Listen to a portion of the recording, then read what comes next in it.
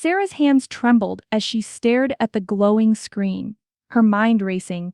The software was glitching again just like it had last time. The sound of frantic typing and the quiet hum of the office's air conditioning buzzed around her, but none of that mattered now. She was running out of time. If she didn't fix this within the next hour, the company's biggest project, a multi-million-dollar contract, would fall apart. The pressure, as always, was crushing. But Sarah wasn't worried about that. No, what rattled her were the whispers, the whispered doubts. She's just the assistant, they said. She doesn't have the qualifications. Her fingers paused over the keyboard. Qualifications. She could hear her manager's voice from earlier that morning. You know, Sarah, we just don't have the budget to make room for someone with your skill set on this project. Maybe you should stick to what you're good at. The words burned as they always did. But she wasn't just an assistant. She wasn't just the woman who made coffee and ran errands. No one knew it, but Sarah had been quietly working on something else, something that could save the company, something she had crafted from scratch in the darkest hours when everyone else was too busy to notice. She clicked enter, and the software glitch ceased. It was perfect now. It wasn't just a fix. It was a complete overhaul. A fresh, elegant solution that could revolutionize the project. The same project they were about to lose. She leaned back in her chair and let out a breath. For a moment, it was too quiet. The office outside was buzzing, but it was like she was in a world of her own. No one saw her. No one cared. Yet, in that moment, Sarah knew one thing for sure: she would save this company, even if it meant she had to do it alone. And that was exactly what she planned to do. The meeting was in full swing. The board members sat around the long table, all impeccably dressed in their power suits, discussing the company's downfall. Their faces were strained with worry, some checking their phones, others scribbling notes on paper. Sarah was in the room, but once again she was relegated to the back corner, a mere shadow, barely a blip on their radar. She could hear their voices, but they didn't know the half of it.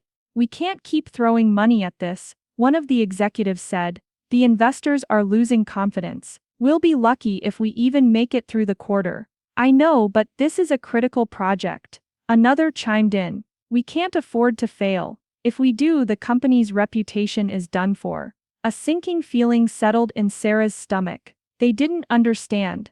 They were talking about the same project she had been quietly working on for the past month, the one she had already fixed and improved. But not once had anyone considered her for the solution. They hadn't even asked for her input.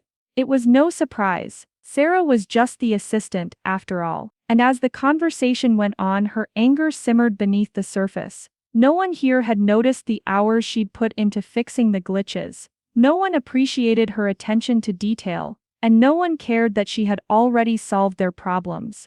It was time to change that. With a flick of her wrist, she slid the USB drive from her pocket, the one with the final version of her solution, and plugged it into the conference room computer. She could feel every eye on her as the screen flickered to life, displaying the sleek interface she designed, an interface that would streamline everything, making the project run smoother than anyone had dared to imagine. "What is this?" someone asked, their voice skeptical. "This," Sarah said, her voice calm, "is the future of the project, and it's the only way the company survives."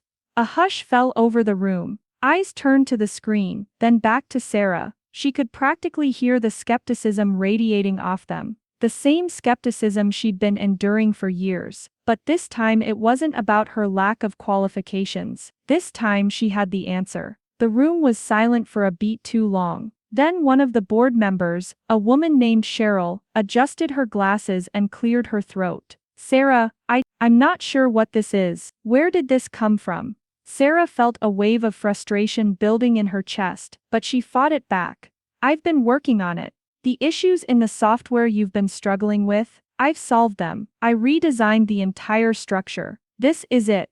The board exchanged uneasy glances. "You're saying you've done this on your own?" another member, Greg, asked. "Yes," Sarah said, a flicker of pride in her eyes. "This was my work." The room was quiet again, but the silence felt different this time. It wasn't skepticism anymore. It was something else. They were all starting to realize that they had completely underestimated her. Cheryl leaned back in her chair, crossing her arms. "Well, it's certainly impressive," she said, her tone still doubtful. "But we'll need to test it before we make any decisions. And we'll have to verify the code." Sarah's blood boiled. Of course they would. Of course they couldn't just take her word for it.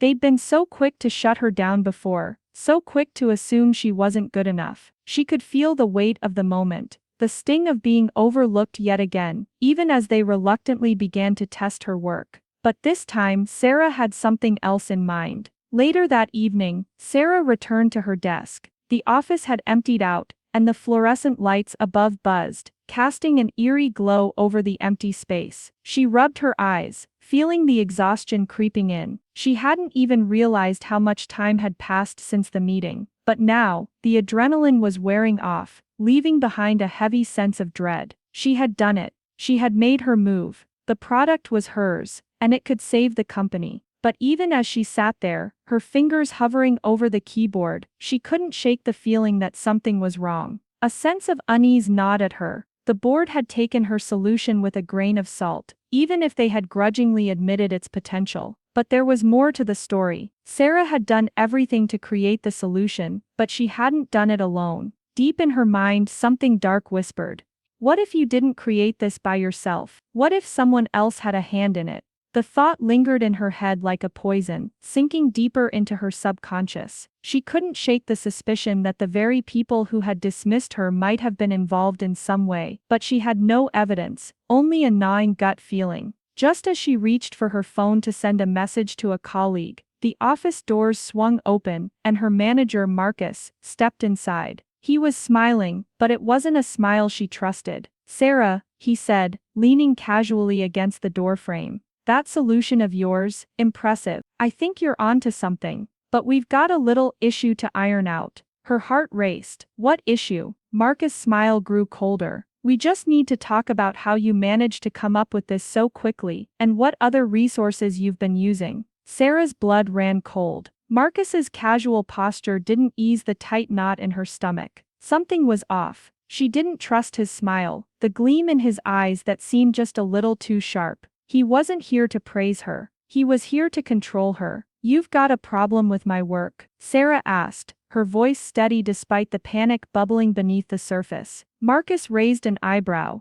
"It's not the work, Sarah. It's the how." His eyes narrowed slightly. "This solution of yours, it doesn't just come out of nowhere. You must have had help." The insinuation hung in the air like smoke, dense and suffocating. Sarah clenched her fists. Was he accusing her of stealing someone else's work? The thought was a punch to the gut. She'd created the solution herself. Late nights and early mornings spent perfecting every line of code, every connection. She hadn't asked anyone for help. She'd done this for herself, for the company, because no one else believed in her. "I didn't need help, Marcus," she said slowly, her voice turning icy. "This was mine, all mine. I've been working on this for weeks, in my own time without any distractions from the team or from you." Marcus didn't seem convinced. He took a step closer to her desk, his gaze never leaving hers. "But the timing is interesting, isn't it?" His voice dropped lower, almost conspiratorial. "Right after our biggest investors start pulling out, and right before we're on the verge of losing everything, suddenly you come up with a solution that could save us? It's almost too perfect." Sarah's breath hitched. Was he insinuating she had orchestrated all of this, that she had created the crisis just so she could swoop in and save the day? The audacity of it made her stomach churn.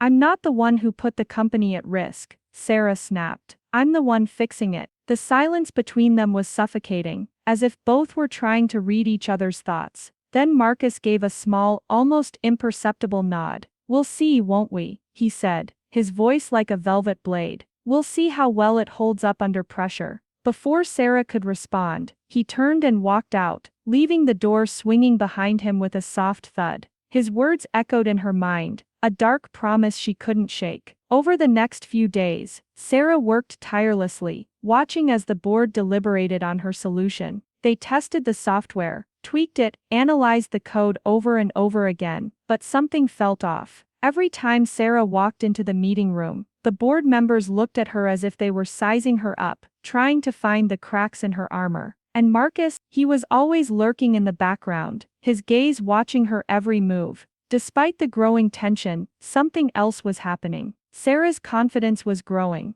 The more she worked, the more she realized she was right all along. The solution wasn't just a quick fix, it was a complete overhaul of their approach. She was the one who understood the problem more deeply than anyone else in the company. The others were just too blind to see it. But her success was slowly becoming a double-edged sword. One evening, as Sarah was gathering her things to leave, she caught sight of something strange. A file left open on her computer. It wasn't hers, but it was addressed to her from one of the senior engineers, Alan. She knew Alan. They had worked on some smaller projects together, and while they weren't exactly close, he had always been respectful. But this file wasn't anything she had seen before. Curiosity got the best of her, and she opened it. What she found made her stomach drop. It was a series of emails between Marcus and Alan, talking about her, how she had disrupted things, and how they needed to control her before she became a real problem. There were discussions about how Sarah had been taking too much credit for things she hadn't contributed to, and how her project might be a fluke, something to be monitored carefully. Disrupted control.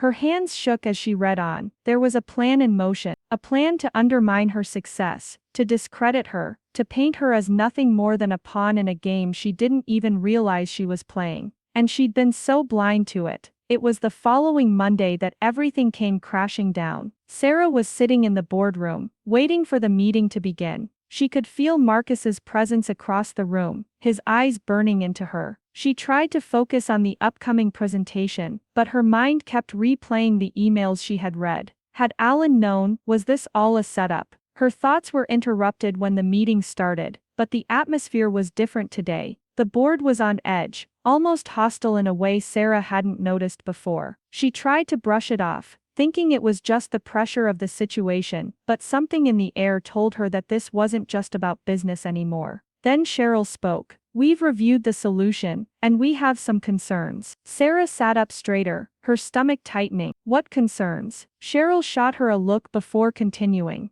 "There's a major flaw in the code, a potential security vulnerability that could make the entire system collapse under certain conditions." Sarah's breath caught in her throat. She had tested this. She had double-checked everything. There was no flaw. "That's impossible," Sarah said, her voice shaking despite her best efforts. "I ran tests on every scenario. There's no way there could be a vulnerability. Unfortunately, our engineers have flagged it," Cheryl replied, her tone cold. "It's something that could happen under certain conditions. We'll have to go back to the drawing board." Marcus's eyes glinted with something dark as he leaned back in his chair, watching her with a strange satisfaction. It was happening. They were sabotaging her. Sarah stood abruptly, her chair scraping against the floor. "This is not true," she said, her voice now filled with raw anger. "I will prove it. I will show you all the data. This is a setup. Someone's trying to undermine my work." But no one listened. No one believed her. The room went dark as they dismissed her again. Sarah's world felt like it was crumbling. She had just been publicly humiliated, accused of making a critical error that she hadn't made. But this time, she wouldn't let it slide. She wouldn't walk away quietly.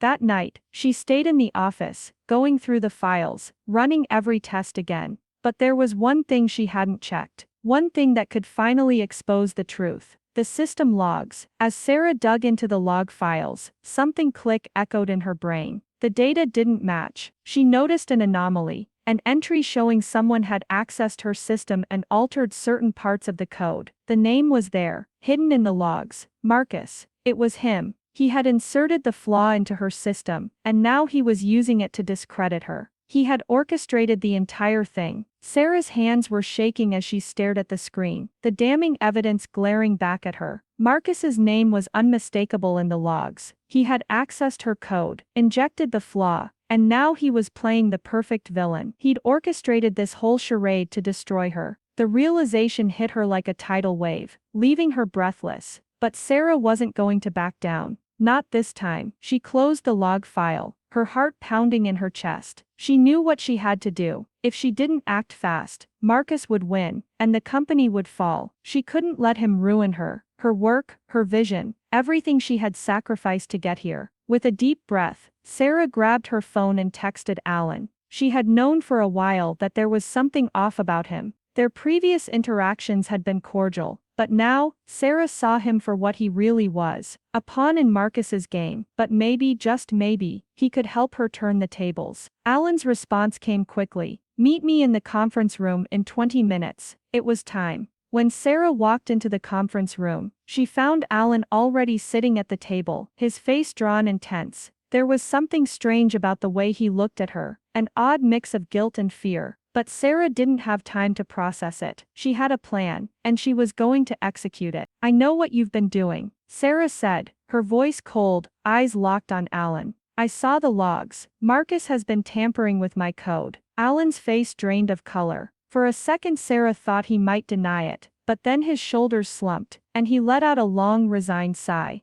"I didn't have a choice," he muttered, avoiding her gaze. "Marcus threatened me. He said he'd ruin my career if I didn't help him. I didn't think you'd catch it." Sarah's eyes burned with fury, but she stayed calm. "He's trying to sabotage me, Alan. He's using you to do his dirty work. And now he's making me look like the failure." Alan looked ashamed, but it was too late for apologies. "What do you want me to do?" he asked softly. She wasn't sure if he was asking because he genuinely wanted to help, or if he was just terrified of Marcus. But either way, the answer was simple. "I want you to help me take him down." Alan hesitated. His eyes darted nervously around the room. "I can't, it's too risky. He's been planning this for months. If we expose him, he'll come after us." Sarah's anger bubbled up again. "You've already let him come after me. And if we don't stop him, he'll keep getting away with it. This isn't just about me anymore. This is about us. The whole damn company." Alan sat back in his chair, defeated. He was caught between a rock and a hard place. But Sarah wasn't waiting for him to make a decision. She had already made hers. "I'm going to the board," she said, her voice unshakable. "I'm going to show them everything. The logs, the emails, and Marcus's little scheme. I'm not going to let him get away with this." Alan's face paled, but there was no stopping her now. Sarah had her evidence, and she wasn't going to let fear control her anymore. The following morning, Sarah marched into the boardroom, her evidence in hand. Her heart pounded as she looked around the table. Cheryl, Greg, and the rest of the board members sat there, their faces unreadable. But Marcus, he sat confidently at the head of the table, a smug smile playing on his lips as if he knew everything was still in his control. He didn't know Sarah had been preparing for this moment. She took a deep breath and plugged her laptop into the projector. The screen flickered to life, showing the system logs and the altered code. Sarah's fingers hovered over the keyboard, her gaze locking onto Marcus. "You think you can play me, Marcus?" Sarah's voice was low and controlled, but it cut through the room like a knife. "You think you can manipulate everyone and make me look like a fool?" Marcus's smile faltered for just a second, but he quickly recovered. "What are you talking about, Sarah? I have no idea what you're Don't even try," she interrupted, clicking through the logs. "I have proof. You've been tampering with my code, sabotaging my work to make it look like I'm the one who failed. But I'm not the one who's going down. You are." The room was dead silent, as the evidence flashed on the screen. The emails, the logs, the timestamps, they all pointed directly to Marcus. Cheryl's eyes widened as she read through the documents, and Greg leaned forward, his face a mask of shock. Marcus's mask cracked, his gaze shifting from the board members to Sarah, his eyes burning with anger. "You think you can do this? You think you can ruin me, ruining you?" Sarah said, her voice sharp as a blade. "No, you're doing that yourself. You've been playing games with the lives of everyone in this company, and now it's over." She turned to the board. "I'm asking you to fire him." Now, there was a long pause, but eventually Cheryl nodded. "Marcus, you're done. We'll make sure the authorities are notified. You're being investigated for corporate sabotage and fraud." The tension in the room thickened as Marcus stood, his fists clenched, his face a twisted mask of rage. But Sarah didn't flinch. She had won. Weeks passed. Marcus was fired, and the company scrambled to recover from the damage his betrayal had caused. As for Sarah, she became a hero in the eyes of many, but she wasn't sure that title fit her. She had saved the company, yes, but it had cost her more than she was willing to admit. Alan had been reassigned to another department, far from Sarah's reach. She had no idea if he was still working for the company, or if he had found his own way out. He'd helped her take Marcus down, but there was no happily ever after between them. And Sarah? She was still the quiet assistant, the one who had never been qualified for the big leagues. But now everyone knew her name. And yet, as she walked through the halls of the company, she felt a strange sense of emptiness. The victory was hers, but at what cost? Maybe it was the isolation, or maybe it was the realization that the people who had once ignored her were now watching her every move, waiting for her to slip. But something inside Sarah had shifted. She wasn't the same person she was before Marcus's sabotage. She had learned what it meant to fight for herself. And sometimes, that meant fighting against everything she had known. And so, she continued to walk the halls, her mind sharp, and her resolve even sharper. She had saved the company. But the price had been steep, and the future, hers, the company's, maybe even everyone's, was uncertain. But one thing was clear. Sarah wasn't going to back down anymore. Not ever again.